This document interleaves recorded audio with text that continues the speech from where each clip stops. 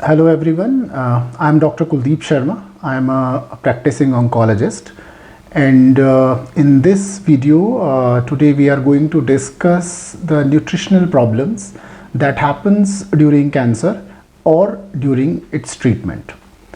So when we talk about nutrition, we all know that when there is a problem in nutrition, we call it malnutrition. So why we are going to discuss this thing? This is very important to understand that in cancer patients, malnutrition is a very important problem. Around 70 to 80% of our patients who come to us, they have some form of problem with their nutrition and diet. So it is very important to address this issue. Then question comes कि ये problem होती क्यों है। ये problem इसलिए होती है because जिन लोगों को कैंसर होता है तो उस ट्यूमर की वजह से many times patients are not able to chew food, or sometimes they are not able to swallow food, or sometimes they are not able to digest that food, or sometimes they are not able to absorb that food. So because of all these reasons, malnutrition or poor nutrition can happen. Apart from this, when there is a tumor inside the body, it secretes certain toxic chemicals that also reduces a person's appetite, and also sometimes because of the treatment, for example because of chemotherapy and because of radiotherapy or because of surgery, patient is not able to take good amount of food or his appetite is poor. So all of these factors leads to poor nutrition or malnutrition. Then question comes कि what are the implications? अगर किसी को malnutrition है तो उससे क्या problem हो सकती है? सबसे बड़ी प्रॉब्लम तो उसकी होती है कि हमारी साइकोलॉजिकल इशू आते हैं उसको देख के, बिकॉज कोई भी पेशेंट अगर न्यूट्रिशनली ठीक नहीं है, उसका वज़न गिर रहा है, वो देखने में बहुत कमज़ोर है, तो पेशेंट को खुद को या फिर उसकी फैमिली को ऐसा लग सकता है कि वो जो कैंसर का ट्रीटमेंट है उसे पूरा नहीं कर पाएगा या ले नहीं पाएगा, तो उनका एक नेगेटिव अप्रोच हो जाती है शुरू से।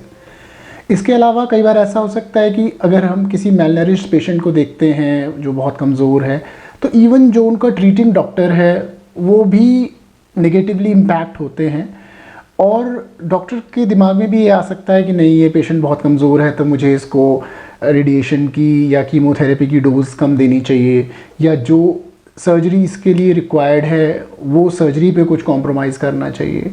तो इस तरह की इम्प्लिकेशंस आ सकती हैं। इसके अलावा ये भी देखा गया है कि जो लोग पुअरली नरिश्ड होते हैं उन लोगों के ट्रीटमेंट रिजल्ट्स भी उतने अच्छे नहीं होते जितने कि एक well nourished well fade patients के हो सकते हैं। So these are the implications of being malnourished.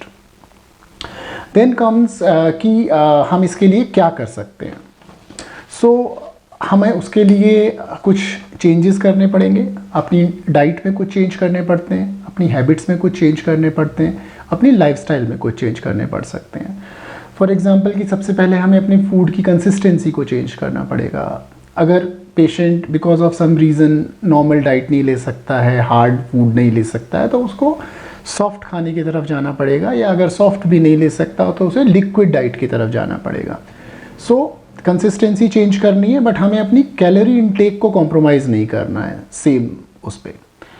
इसके अलावा हमें फूड, स्मूथ फूड जो होते हैं, जो ईज़िली सोलो किए जा सकते हैं या जिनको चबाने की ज़रूरत कम पड़ती है, ऐसे फूड्स को हमें सिलेक्ट करना है उस दौरान। इसके अलावा फूड का टेम्परेचर हमें देखना है कि जो भी हम खाना खा रहे हैं वो बहुत ज़्यादा गर्म या बहुत ज़्यादा ठंडा ना हो, नॉर्मल टेम्परेचर पे हो। इसके अलावा हमें ऐसे फूड देखने हैं जिनकी प्रोटीन कंटेंट या एनर्जी कंटेंट ज़्यादा हो, यानी कि एनर्जी डेंस फूड हमें चूज़ करने हैं। इसके अलावा हमें ये देखना है कि हमारी मेडिसिन्स जो हम ले रहे हैं, फॉर एग्जांपल कैंसर के अलावा अगर कोई शुगर, ब्लड प्रेशर, इस तरह की मेडिसिन्स चल रही हैं, तो वो हमारे फूड के साथ इंटरफेयर तो नहीं कर रही हैं। और इसके अलावा फूड का हाइजीन हमें मेंटेन करना है, because this is a specific period कि जब हमारी इम्यूनिटी कम हो सकती है और हमें फूड के हाइजीन के बारे में ज़रूर सतर्क रहना है. So then comes the question कि सॉफ्ट फूड या लिक्विड फूड में हम क्या ले सकते हैं. तो अगर सॉफ्ट फूड में हमें फूड चूज़ करने हो तो कुछ अच्छे एग्जांपल्स हो सकते हैं. फॉर एग्जांपल पेशेंट्स खिचड़ी ले सकते हैं, दलिया ले सकते हैं, मैश्ड बनाना या कोई भी मैश्ड फ्रूट्स ले सकते हैं, चीज़ ले सकते हैं. They can take smoothies, they can take soft sweets which are available in the market, and they can take any of the fruit rather than taking juice. They can take any of the fruit and they can mash it, or they can boil it, or they can make it more softer by using a mixer. So ये सारे हमारे soft food हो सकते हैं. इसके अलावा अगर हमें लिक्विड फूड चूज़ करने हो जो कि हेल्दी हैं और हाई एनर्जी जिनके अंदर होती है, तो उसमें हम वाटर सबसे इम्पॉर्टेंट है, बट उसमें एनर्जी नहीं होती. But water is very important to take during cancer treatment. Soups are good. Milk, you can sometime avoid pure plain milk, but patient can take छाछ or lassi or curd. Patient can take coconut water. Patient can take ghee and butter because they are a good source of energy. So ये सारी चीज़ें ऐसी हैं जो आप liquids में choose कर सकते हैं. So these are the selection of foods. Then comes the question, sometimes patients ask what are the foods that has to be avoided during cancer or during cancer treatment. So first of all we have to avoid spicy food, because if you have mucositis or if patient has oral ulcers, then he will not feel comfortable with spicy food. Then patient has to avoid very hot or very cold food because it can cause difficulty in swallowing और गले में खराश जैसे produce कर सकता है. इसके अलावा हमें अनहाइजीनिक फूड अवॉइड करना है. अगर फूड बाहर का भी है तो हम ले सकते हैं, but it should be hygienic. ये पॉइंट हमें बहुत याद रखना है. We have to avoid alcohol and tobacco because that is very injurious for overall health and especially in the cancer patients. So these are certain things that we have to avoid.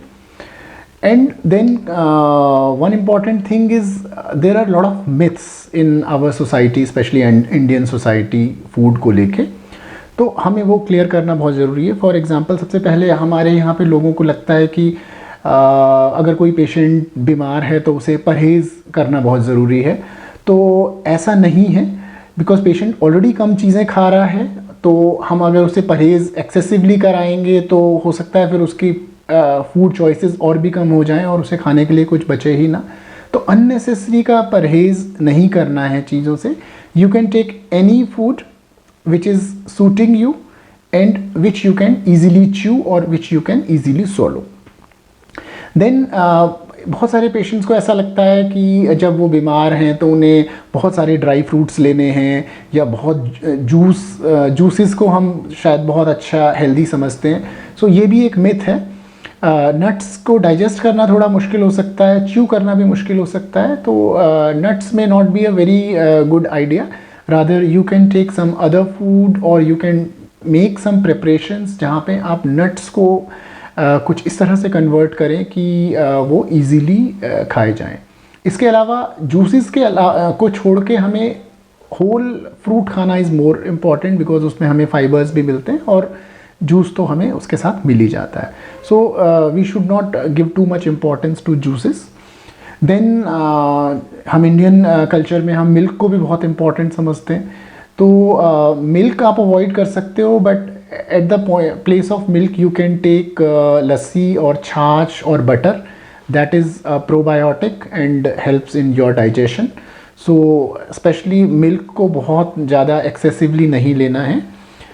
इसके अलावा लोगों को लगता है कई बार कि बाहर का खाना बिल्कुल ही नहीं खाना है. ऐसा नहीं है. If you can ensure the hygiene of the food, you can take outside food also, because patients who have come from outside country or who do not have a house locally, so they have to rely on outside food also, but it is important to ensure the hygiene of the food.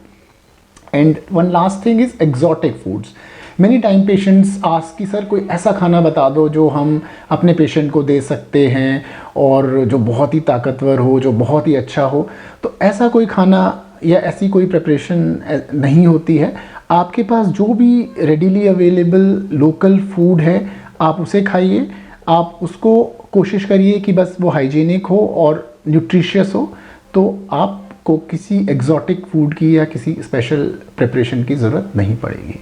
So I hope that these were certain points which must have got clear to you, and if there is any question you can write to me or you can contact me. Thank you.